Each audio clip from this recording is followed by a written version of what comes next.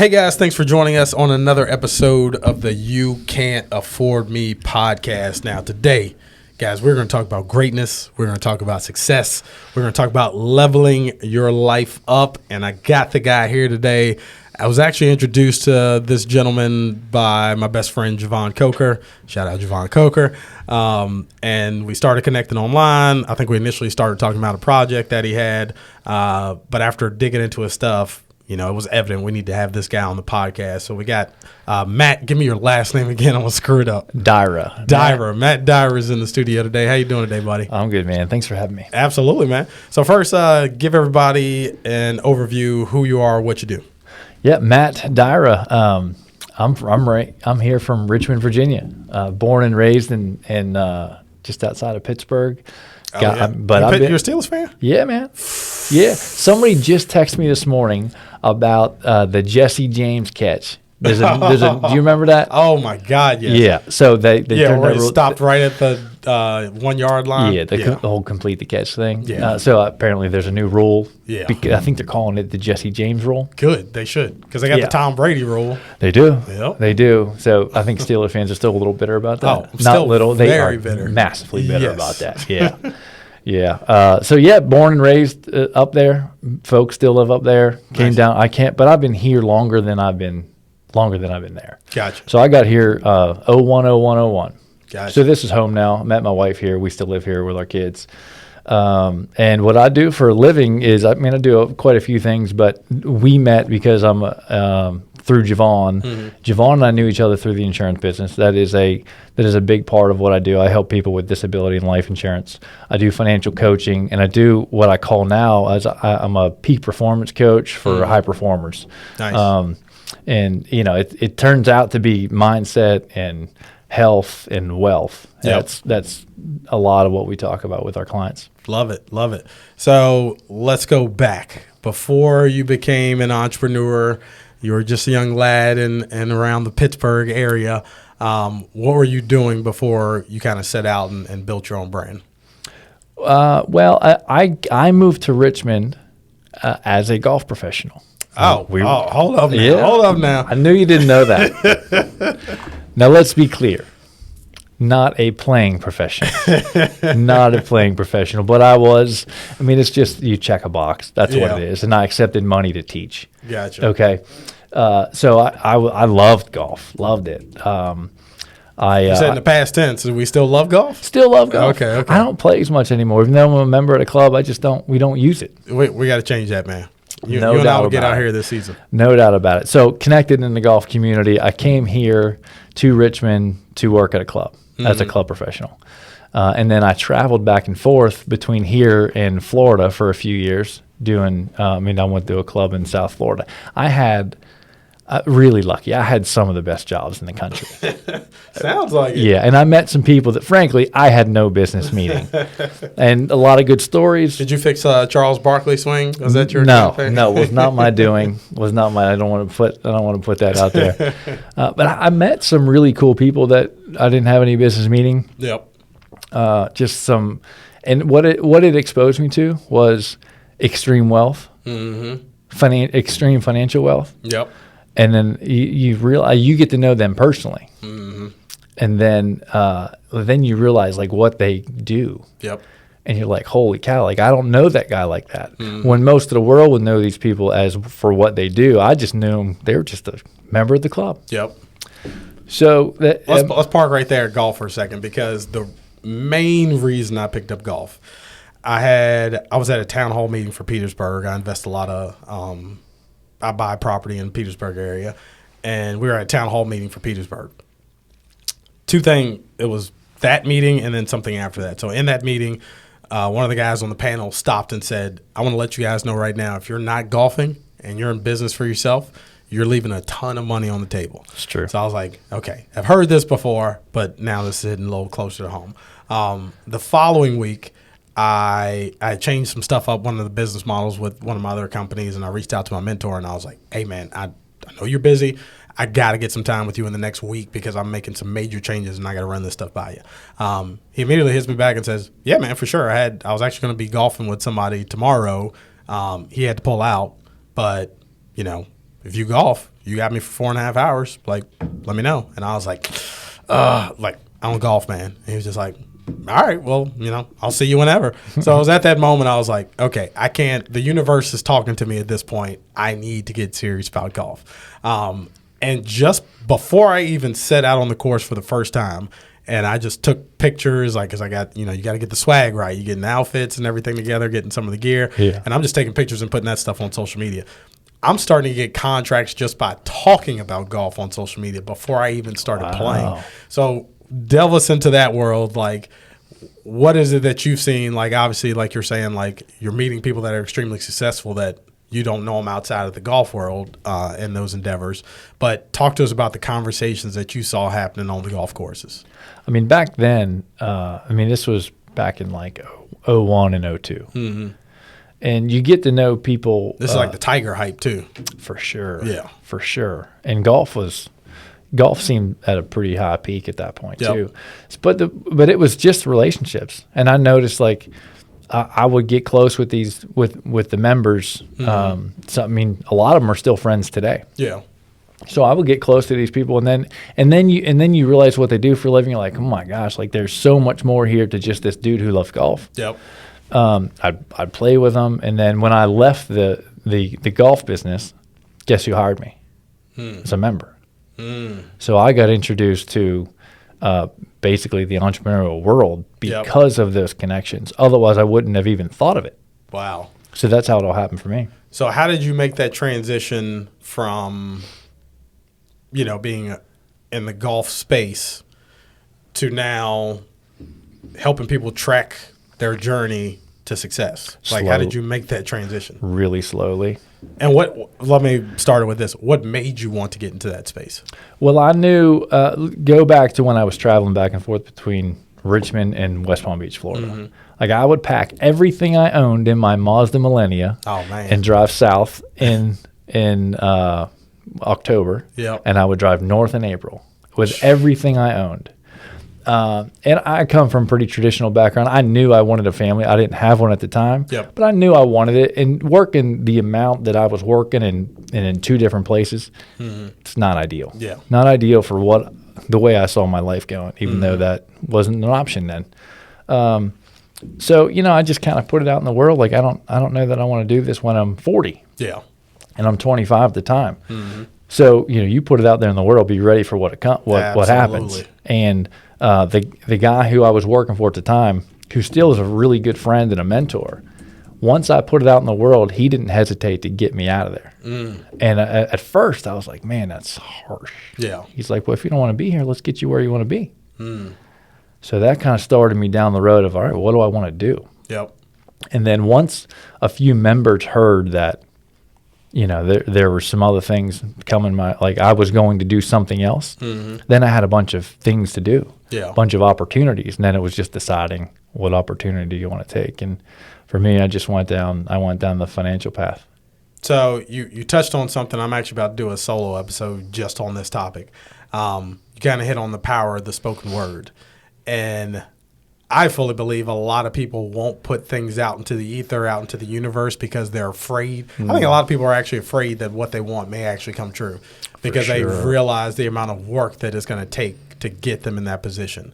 A lot of people may see it as corny or goofy or things like that, but everything that I've accomplished in my life that's reached some level of stature all started with the power of the spoken word. So kind of speak on that for us, like, how have you seen that evident in your life? And for those who are skeptical and they say like, oh, I don't believe in that stuff, what would you say to that person? Yeah, I think the reason people are afraid is what you said, how the amount of work. Mm-hmm. But who they have to become in order to get what they want is the scary part. Yep. It's that journey. Like, it's really easy to see the successful person in the field that you want. Yeah, I want the house, I want the car, that. I want to be on the stage. I want that money. But you don't see what the guy or girl had to do to get there. And it's brutal. And it's relentless. The disappointment and the negativity that can get into your mind when you're trying to do what we're trying to do. Yep.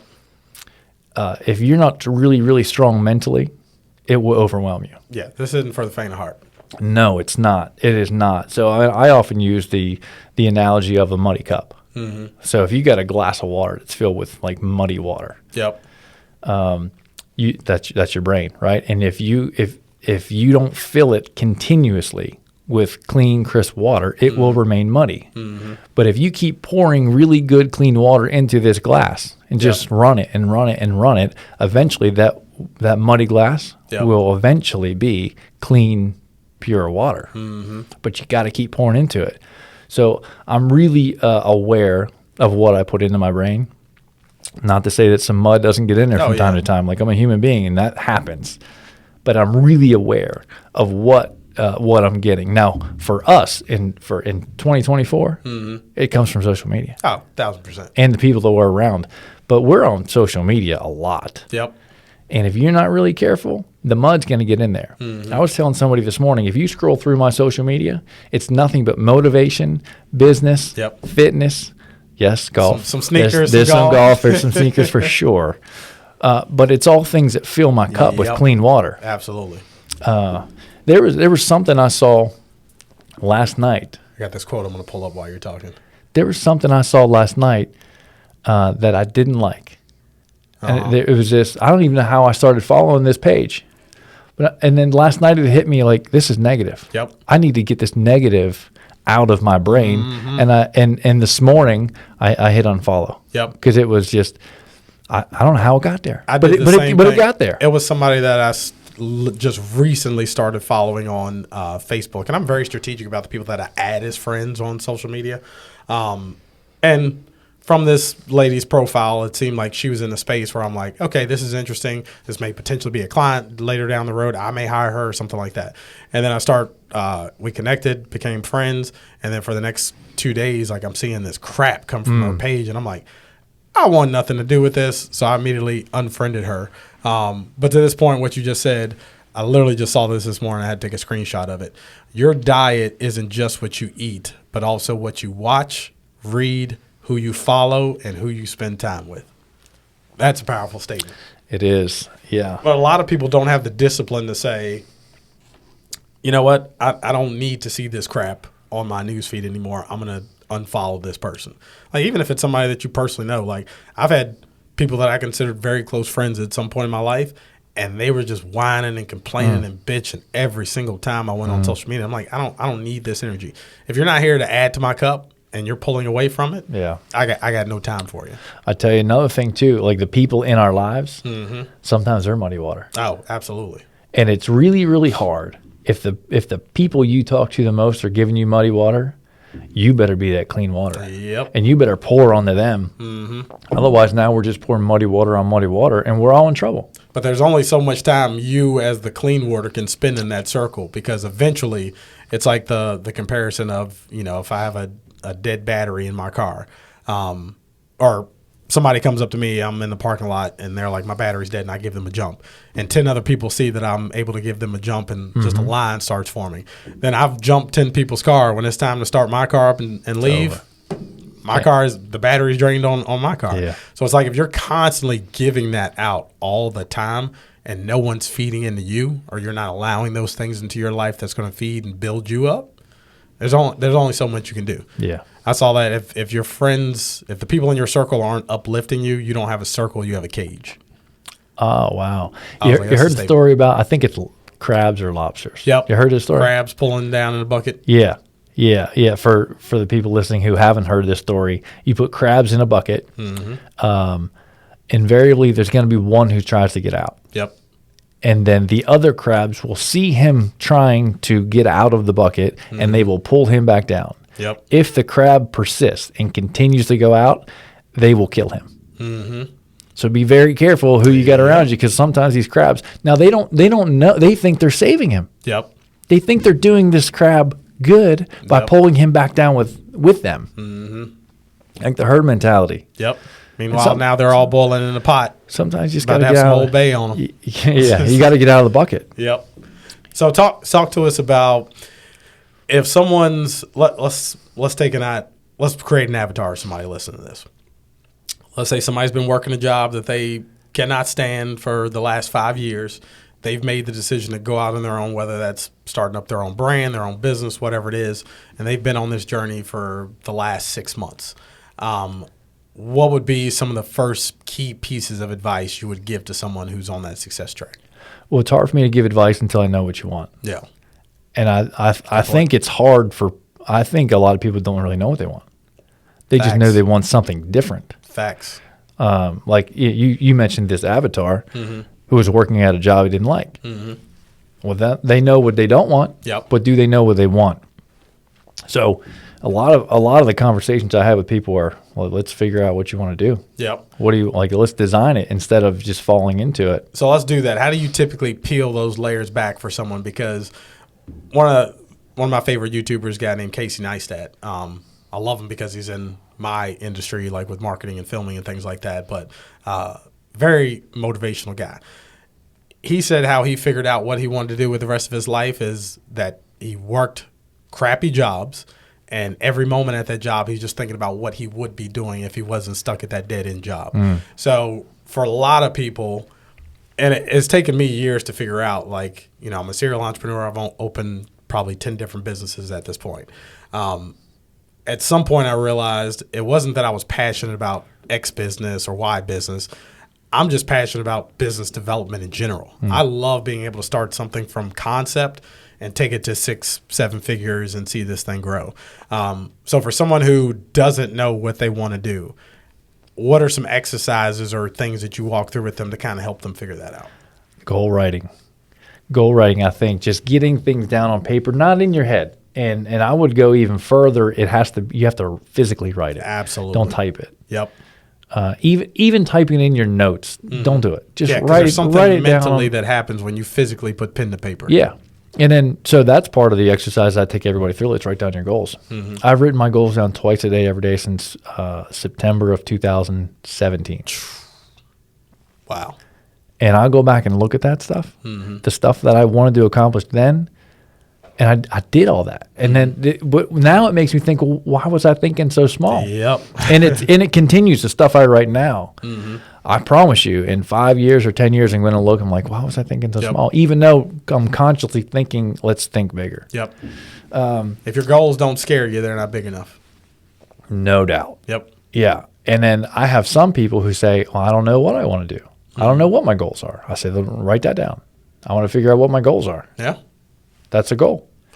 And I just think if you continue to write daily, just twice a day, first thing in the morning, before you go to bed. Yep. If you write those things down, just whatever's in your head, eventually something's going to pop out on there. They're like, oh, yeah, that feels right. And you're going to write some things down. You may, and that same thing that you think feels right, in a month, it may disappear. Yep. You may stop writing it down. Well, it really wasn't that important to me. Yep. So I think that's the really good way to get inside your own self to decide what you really want to do. I've said this a couple times on this podcast where years before I met my wife, a mentor had encouraged me to write out the characteristics of my ideal mate. And my wife hit 99% of that well before I met her. But the biggest thing that came from writing that list was it showed me the type of person I needed to be to attract that type of individual into my life. So, like, it kills me when someone's like, oh, I want somebody in good shape and they don't smoke and things like this. Well, meanwhile, you're 200 pounds overweight and you smoke 2 packs of cigarettes a day. You're not going to attract that person into your life if those are the things that you're doing. I believe that. I've heard that before. I didn't do that. Yeah. I got really lucky. I was going to say you got lucky. I got really lucky. But yeah, I totally believe that. And we were talking about it earlier. Like, for you to reach your goals, you're going to have to become somebody who you're not now. Absolutely. So how do you become that? How do you become that person? And for me and for many others, it comes down to tracking. Once you figure out what you want to do, what are the things that person would do every day to get there? And then you start tracking that stuff. And when you start tracking, your level of awareness goes up. Yep. Big believer in tracking. I mean, dude, I won't go back to college. We tracked our workouts in college. Yep. And we did this. This is old school. But we did this program in college called Bigger, Faster, Stronger. And every time you went in the gym, you broke a personal record. Every single time. So So now when I track, I track everything. I track my money. I still track my workouts. I track. Was I patient with my kids today? Yeah. Like those are the things I write down every day. And man, it's amazing what you'll do to get that check mark. Yeah. Yeah. Man, that's powerful because I haven't thought about that. And then the compound effect starts working. Mm-hmm.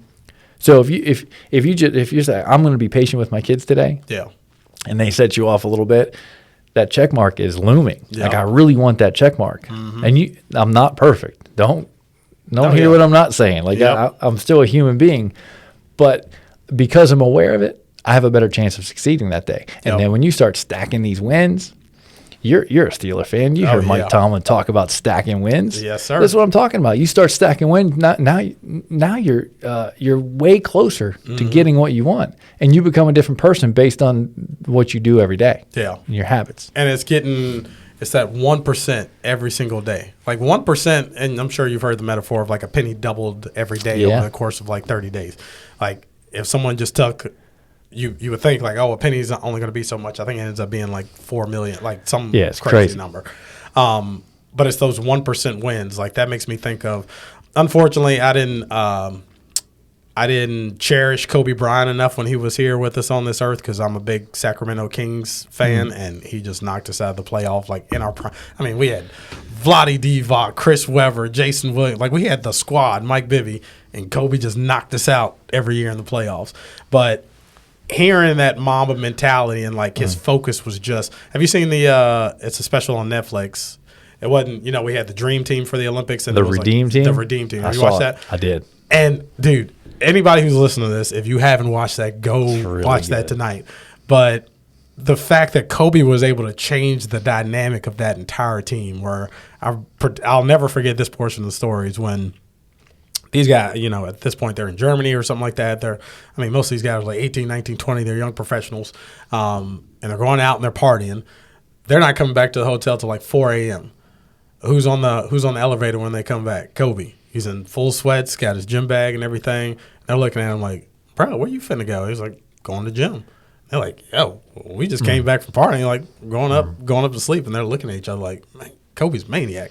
And then slowly but surely, all those players start to buy in and convert, and it was just Kobe originally going to the gym at 4 or 5 a.m., but then LeBron started doing it. D. Wade started doing it. Like all these other players started buying in, and because ultimately for a long time, like the U.S. was laughingstock for the men's basketball in the Olympics, and that was that Redeem Team that brought it back around. It was because of that mentality that Kobe brought was just getting 1% better every single day. If you focus on the small things, whether it's with your physical health. My original goal was, man, just get your ass in the gym for 30 minutes a day, 3 days a week.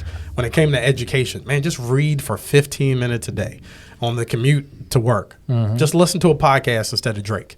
And it's like when you make those small incremental changes, you look back a year from now, your life's completely different. Totally. Yeah, Kobe changed the culture. Yeah.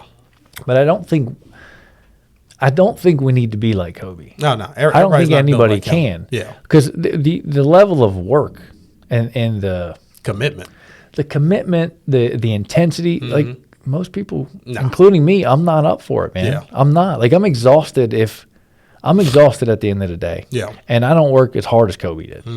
Like it's not in me. Yeah. So I think people get fooled a lot. Like, oh, I need to grind all day. I gotta get up at 4 and go to the gym and then ice bath and sauna. And no, you don't. No, you don't. You don't have to do that. Especially somebody who is doing nothing now. Yeah. If you tell them you got to get up at 4:30, you got to go to the gym for an hour, you got to meditate, you got to write your goals down, you got to sauna, you got to ice bath. That'll last 4 days. They're not going to do it. Yeah. So just doing something, just trying to be consistent, because if you can do something every single day, and then give yourself some space too to screw up, because we're human beings. Absolutely. If you could do something, then you're gonna start building some confidence. Yeah.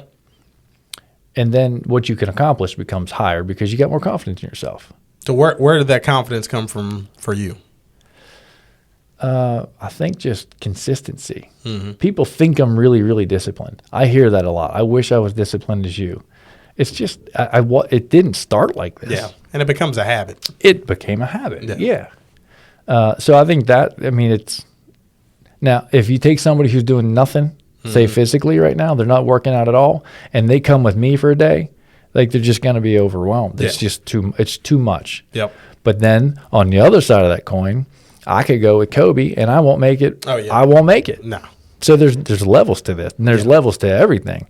I just want people to start and do something small and do something consistently. That way you start gaining confidence. When you hear the word success, what does that mean to you? I'll tell you what it doesn't mean. Money. I think for a long time I chased money. Yep. Thinking that was it. Money and kind of recognition. Mm-hmm. And then once you get that, you realize this is not it. This is not it, man. So now don't get me wrong. Money does bring happiness. Let's be clear on don't that. get me wrong. I like money and I like nice things and it's great. Mm-hmm. But once you get it, you realize that's not the thing that I was chasing. Yep. So for me, it's really abundance. Like I wanted abundance of love. I wanted abundance of laughter. I wanted abundance of money. I wanted abundance of health. I wanted abundance of relationships. That's what it means to me. Yep. Yeah, because if you are rich financially, but you're out of shape and you can't move around the way you want to move around, you're broke. Yep. If you are rich financially and you don't have anybody to share it with, you are broke. Yep. So what I take myself through about every 90 days and what I help clients with is something I created called wealth mapping. Mm-hmm. And so I created like a wheel, and there's 8 spokes to this wheel. Yep. And I get through questions, I get them to rate every part of their life. These 8 parts of life that I think are really, really important. Finance is one of those. Yep. And so then at the end, we connect the dots on this wheel. And it's eye-opening because a lot of times there's a big dent in the wheel. Okay? And then the way I say it is like, look, this is your wheel. If you're going down the road of life on that wheel, it's going to be really bumpy. Okay? So the idea is to get the wheel round. And when the wheel is round, life's a lot better. And that's wealth. That is wealth to me. Now here's the other thing. If the wheel is round but small, you'll get there smoothly but not fast. Yeah. Okay? So I want to get there smooth and fast. Okay? And then I can learn a little bit more about the person. If there's 10 out of 10 on that wheel the whole way around, then we're not thinking big enough. Yeah. I find the people who are really succeeding in an area of life, they don't give themselves 10s. Yeah. Because you never wanted to be a completely smooth ride. Like we always want to be. That's another reason why I picked up golf. It was because, like, not to pat myself on the back too hard, but like, let's take my media firm, for instance. It got to a point where I'm like, yo, I know what I'm doing here. Like, if a client comes to me, I know exactly what type of content needs to be created. I know how to get them results. I need something else to challenge me. And it was golf. Like, I see, like, coming in as a complete rookie, having no idea how to even hold a golf club and learning the terminology and all these different things, like the golf course etiquette. Like, there's just so much for you to learn. I love the idea of coming in completely green and being able to take it to the next level. Same thing with, like, real estate. When I got involved in real estate investing, I've heard stuff here and there, but, like, I wasn't an investor. I didn't know the ins and outs of that. So, like, I love just coming in and, like, being able to challenge myself and say, how is it that we can get to the next level? And it wasn't until I started thinking like that where I truly realized, like, where happiness lies. That it's not in the final destination, it's in the journey. And I would hear people say that all the time, like, man, cherish the journey, it's not in the destination. I'm like, that's a bunch of bull. Like, no, I'm trying to get here. I know I'll be happier once I achieve these things. Yeah. But once you really start to break it down and realize the things that are coming together to turn you into the person that you've always strived to be, there's joy in that process. Yeah. So, the challenges in life, when you're in the middle of it, seem overwhelming. Oh, yeah. And to use a golf analogy, when I've played my best golf, when I hit a bad shot, I look forward to the challenges that next one brings me. Yep. When I play my worst golf, I hit a bad shot, and I focus on the bad shot. Yep. And what do? You Yep. You hit another bad one. Yep. Just like life. Life's the same way. Yep. So I'm in a stage in my life now where my kids are 14 and 11. Phew. Okay. I'm trying to get there, man. I'm at almost 4 and almost 3 right now. Don't rush it. So recently, like Facebook will pop up memories, Yep. right? And I'm seeing my children much younger, and it seemed like a really simple time. Yep. Okay. But if I transport myself back to my thoughts at that moment, it seemed really complex. Yeah. Now it seems really simple. Yep. So I don't want to rush it, but I think things just are different. And the good old days are always going to be the old days. Yep. So if you can, and then when my kids are like 30 and 40, what are the good old days going to be? Yeah. The challenges that I'm going through right now. Yep. Something will pop up on Facebook if it still exists. Yep. And I'm going to look at that picture and like, man, that's awesome. Yep. But if you ask me today, it's hard. Yeah. It's hard. There's challenges, and it's overwhelming, and it can be if you let it get you. So it's really about perspective. And as entrepreneurs, like I'm probably, this has probably been one of the biggest things for me to overcome is like I always feel like I'm behind. Like I didn't become an entrepreneur till I was 30 years old.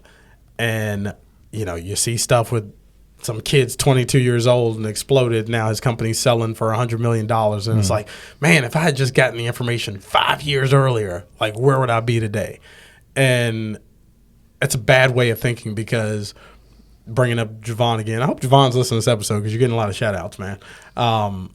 He stopped me from time to time and been like, bruh, do you realize what you put together? There was a point in your life, dude, you were about to sleep in the back of your car.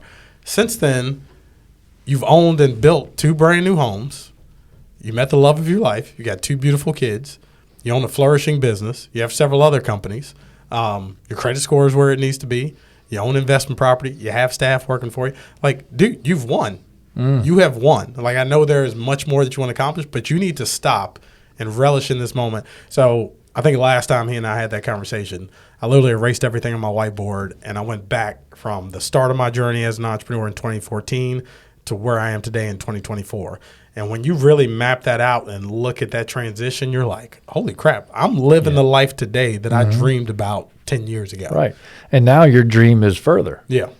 So a couple things about that. I think if we write down our successes every day, even if it's a terrible day, you start writing down the things that you accomplished, and I think, wow, it really wasn't that bad. Yep.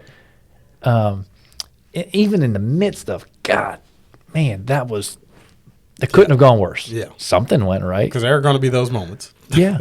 I happen to be in a season where things aren't going great. Like there's some stuff happening. So I make it a point, like every day, we're going to, all right, what went well today? Yep. Well, it worked out. Yep. And that's just a season. We know what the dips is, just like with stock market or whatever. There's always dips, but that dip can be corrected. Yeah, and then what you're talking about, you're living the life that you dreamed of from 5 or 6 years ago. Yep. Okay, so I have an analogy here. Picture yourself on a kayak or a rowboat in the ocean, okay? And your goal is to get to that horizon. Yep. Okay, you're going to paddle like crazy. You're not going to catch it. No, because as far as you could see 5 years ago is where you are now. But now you can see further, but the horizon hasn't changed. Yeah. So you keep paddling, okay? And the people who are the most satisfied and happiest are the people who, they're paddling like crazy, but every now and then they turn around and look and see how far they came. I was just about to say that. Yeah. And if you don't, all you're doing, like, man, I should be further. Yep. Well, then when you turn around and realize how far you're never going to catch it. Yeah. You can't catch it. That's awesome. I like that. Let's transition because I want to talk about the marketing component in your social media presence. So, one, you do something that I find very interesting that I've seen work for a lot of influencers on social media. You give away something for free. You have a free ebook that if people. So, what do people have to do on social media to get your free ebook? Text the number MAP, or text the word MAP to a number. It's also on my website. Yeah. You could just give us your email and you can download it for free. So talk to us about the benefits of that. What has that done for your brand by giving something out for free? Well, I think people want information. So we give information. But that starts a dialogue. Yeah. Like, we're going to get you the information. But ultimately, I want to have a conversation. Like, all right, how'd you find me? Thank you for finding me. How'd you find it? Yep. And what is it that you're looking for in this book? Like, what drew you to the book? What are you going through right now? And what we were talking about earlier, it's not information they're looking for. Yeah. They think they are, but what they want is somebody to keep them accountable. Because the information is all there. We all have the information. Yeah. I use fitness a lot because I think we all kind of understand, because we know what we should do. Yeah. We shouldn't eat the French fries. Don't eat fast food. And exercise. Move your body. Move your body. It's pretty simple. And that's it. It's simple. How many people are in shape? No. No, it's just not. Recently, I heard. I don't know the numbers, but it is statistically more likely for you to be a millionaire than to have abs. Yep, I saw that. It's insane. Yep. And to have both, Yeah. is You're an anomaly. it's less than 1%. Yeah. I think it's less than 10% of the population, and maybe even smaller than that has six-pack. Yeah, so it's information and discipline. Like we all have, we have the information. Yeah. We know how to do it. See, the problem is most people, we're still seeking out information, hoping that there's a shortcut mixed in there somewhere. It's just not there, man. There's nothing in life that you're ultimately going to want for long term that's going to be accomplished through a shortcut. No. There's just no such thing. I'm guilty of it. Yeah. I'm guilty We all of it. are. Yeah, I'm guilty of it. Oh, hey, look, this is a return that sounds too good to be true. Yep. I'm going to do it anyway. Yep. Get That's how burnt. people get locked in timeshares and stuff like that. Yeah. Yeah, so you get burnt. I believe you got to have some core principles in your life, whether they're financial or otherwise. You got to have, and every problem that I've had in my life, I've gotten away from those core principles. Financial or, I'll do another cheat meal. It's no Yeah. big deal. I'll do it twice this week instead of once. And it's just so easy to get out of routine and out of rhythm. Absolutely. And I do not have an addictive personality, but I have routines. And it's real easy for me to fall in or out. When things are going good, the routines are great. Yeah. But you can get in bad routines too. Not all routines are good. Oh, yeah. So I just got to be super aware of what you're doing. Is it getting you better? Is that really what you want? Yeah. And it's once you've identified those things, like typically for my team here, we'll do like a quarterly goal. And like I think this next quarter, if our team hits it, then we're all taking the day off and we're going to King's Dominion or something like that. But what I always do is I work backwards. So here's the goal. Now, over the course of the next 3 months, what are the tasks that we need to execute on a weekly basis to achieve this? And it's like when you start breaking it down in bite-sized chunks like that, it's real easy to tackle anything. Like, what's the easiest way to eat an elephant? One bite at a time. The first bite. Yeah. You don't try to tackle the whole thing. I approach it the same way. I mean, I take it even a step further. What do I want to accomplish this year? What do I got to accomplish in a quarter, in a month, in a week, in a day? And then you could go further. You could do this hour. Yep. And I think when you do that, I want to get 100 new clients. Okay. What are the needle movers to get you there? Yep. What's the activity that needs to happen? Oh, I need to make 30 phone calls today. Yep. Yeah, I can do that. Yep.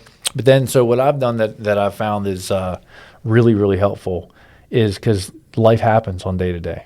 Absolutely. So what if I didn't get to my 30 today? Am I a failure? No, not at all. No. So mentally, what I've done is I've taken the averages. So if I need 30 a day. The next day, hey, I need to do 40 because I was a little short the day but I before. never let it go past a week. Yeah. The week is the end. Okay, because if then you can get so far behind if you go past the week, you'll never catch up. Yep. So if you only made 7 for the week and you needed 150, Yeah. you're not catching up. Yeah. No. No. But if you only made 7 today, well, now you got 4 more days to make up for it. Yep. Not one day, and you'll do it. So it gives a long enough runway, but yet short enough that you can still do it. I like that. Staying on track with consistency, because a lot of my audience members are going to want to hear, like, delving a little bit more on the social media side. You've built a nice size platform for yourself. And I think I know the answer to this, and this isn't a dig or anything, you're not doing anything complicated on your social media. Most of your video work is pretty basic, which I've always said it's content over quality. If you're saying the right things that people want to hear, that's going to get engagement. What was the goal for you when you started building this brand? How consistent have you been? What are your goals that you have for your platforms? Well, most of my revenue comes from social media. And revenue, I mean, like my clients come from there. They find me there. It's pretty rare for me to talk to somebody in the same city that I live. But that's really only happened since COVID. Gotcha. The world got a lot smaller over COVID. Absolutely. Before that, everybody I spoke to, I drove to, or they drove to me. So COVID changed things. It made the world smaller for me. I got more active on social media. I had zero social media. I went from nothing to a bunch. I mean, I started my own the Facebook page in like 2019. Wow. So you're, and I don't think I dug all the way in your Facebook page, but your Instagram, where you sitting at like 56K? Something like that. Yeah. So I started the Facebook page. That was the first thing I did because I had zero. If you search my name on Facebook, it didn't exist. Yeah. You might see me on like my wife's page or something. Yeah. But I didn't have one. And then I did that, and then Instagram is where I got aggressive. Yeah. Yeah, and consistent. So when you say consistent, define that for us. How many pieces of content are you putting out on a regular basis, like weekly? Every day. Every day. I have a goal to post twice a day. And then stories is Yeah. you You got to have something. I don't think there's been. I'm sure there has, but I don't think there's a 24-hour period that goes by without a story because stories last for 24 hours. Yep. I think there's always a story on mine. I'm sure there's someone's clicked on it. There's been nothing there, but absolutely 99.9% of the time there's something. Yep. And once you get in the habit of that too, like you don't even think about it. Like every single morning when I go to the gym, I do the same thing on my storyline. I start with a shot of my feet. I scroll up. You see the gym sign. I scroll back down. I go in and I get my workout. And then I'll pick like some song that I'm feeling that morning. Couple things there. One, I'm just trying to show my followers, hey, if I can be consistent, you can be too. Yeah. But it's just like people want to follow you along your journey. Like I always think when I first got my start, different era in terms of like the way content was coming together. I did a daily vlog. So for 5 days a week, that's how I became a professional videographer. I had no editing skills. I had no professional gear. I went on Craigslist, got a point and shoot Sony camera for $50. I got a MacBook Air on sale, and I had to go with MacBook Air because it was cheaper than a MacBook Pro. But I knew it came with iMovie. So I'm like, if I got a camera and I got a computer that has the software to edit, I can figure out how to do this. So for me, the quickest way to learn was to make a movie ultimately every single day. And then I had a hard deadline on it because the next morning that video had to be up. So 5 days a week for 12 straight months, I just filmed myself, show people what it was like in the day in the life of an entrepreneur. And after a year, I got some pretty serious editing skills, and I could move on from iMovie, and I was able to go on Premiere Pro and DaVinci and all these other software tools. But like in terms of social media, like I probably put out somewhere between 2 to 4 pieces of content a day, not including like your storyline on various platforms. I don't even think about it, dude. It's like automatic. And it's like based on the people that I follow and the algorithms and stuff that's coming up, I get a lot of my content based on other people's content. Yeah. I'll see something, I'm like, ooh, I like that. How can I put my spin on it and make it my own? So it gets real easy to do this. I know a lot of people look at our brands and they're like, oh, well, you guys have the time or you have the knowledge to be able to put that together. No, anybody can do this. For sure. I think people get overwhelmed. Yeah. And I think a lot of people think they need all the stuff before they start. Yeah, no. You don't need that. You don't need jack. I mean, now we got an iPhone. Yeah. The iPhone's all you need. That's all And there's so you many need. free services, too. Absolutely. Like you were mentioning how simple a lot of the things are on mine. So I use a free service called Opus, I think is the name of it. It's free for a little bit. Then you can upgrade, of course, like anything else. But it's a free service where you film a video or like we'll do a podcast and it's there's cameras. Then you just put it on YouTube. You put the YouTube link into Opus and it instantly Chops gives it up you for you. 20 reels. Yep. You got to look at them. Yeah, You got to look. You just can't pop them out. You got to look at them, maybe clean them up a bit. But it's better than sitting there. I mean, AI's changed it, man. Oh, absolutely. It's where we are with AI right now, and where we'll be just 12 months from now is going to be insane. Like, there was a news story. Tyler Perry was about to put another $800 million into his studio to expand it, and then he got what do you call it?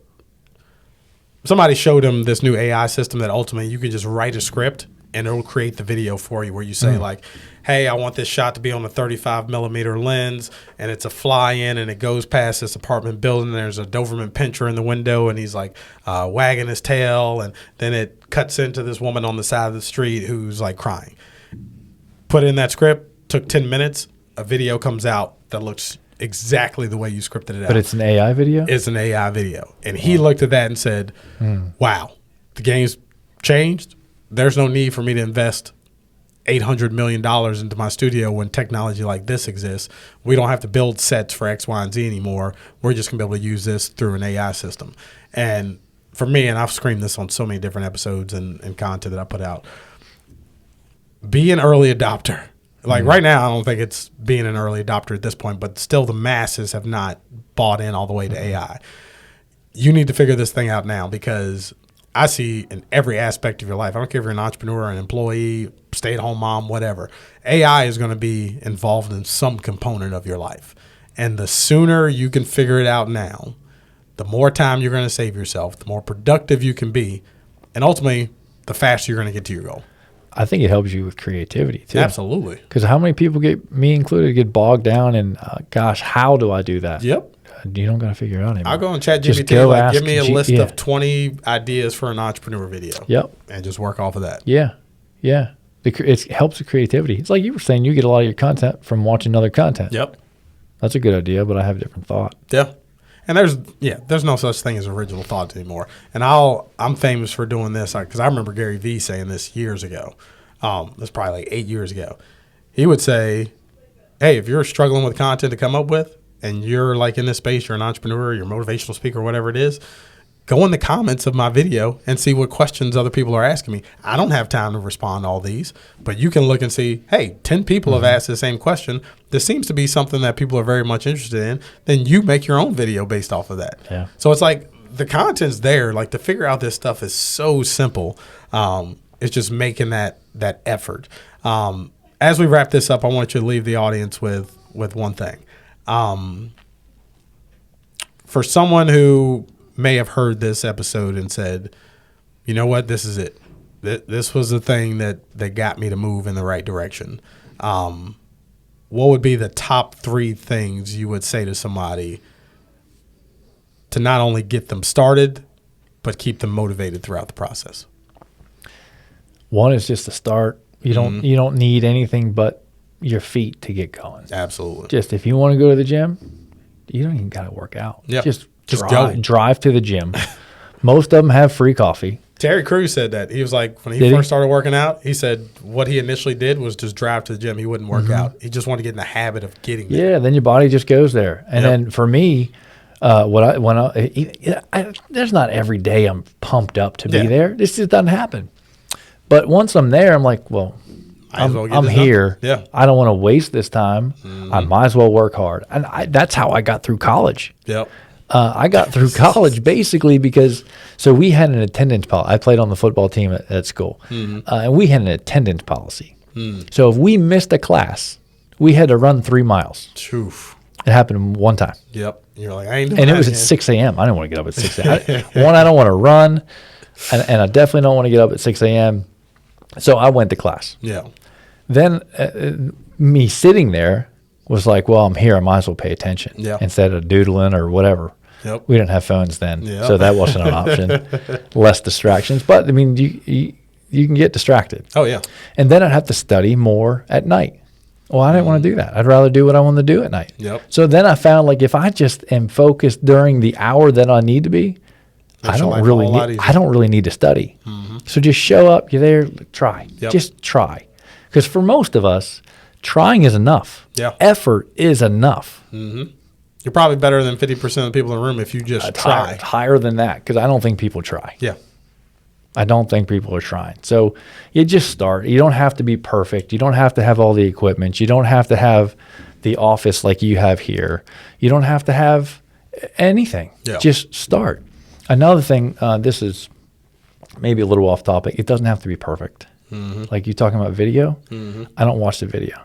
If I shoot a video, it's one and done. Amen. I am not watching it because if I watch it, I am now going to critique myself harder than anybody else is going to critique me. And I'm going to, I could do it better. Yep. And the first take's usually the best one anyway. Yep. Because you're authentic, you're real, it's true you. And you're getting the paralysis of analysis if you start looking at this. I didn't like that face I made. Yeah. Well, that's your face, man. Oh, I need to do T-shirt, or like the biggest thing I hear from people is like, oh, Sam, I'll start doing video marketing once I drop 20 pounds. Nobody cares. Nobody cares. Only you. Only you. Yeah. So don't watch it. Just record it, send it. And then the reality is at the beginning, no one's going to see it anyway. Yeah. It doesn't matter. You're the only one watching it. Yeah, your you're mom, doing it for your mom yourself. might see it. Yep. And mom loves you anyway. Absolutely. So just push play and Look at my send baby it. doing this That's thing. right. Hercules. Right. Still, my mom comments on everything. I know as soon as I send it, mom she likes it immediately. Awesome, man. Well, hey, this has been a very powerful conversation. If people want to follow you, they want to get in contact with you, how can they reach out to you? On Instagram, the Matt Dira. Also, mattdira.com is a good place to catch me too. Facebook, Matt Dira, just MattDira. Good stuff. Appreciate you being here, buddy. Thank you, man. Appreciate it. Absolutely. And we'll see you guys on the next episode.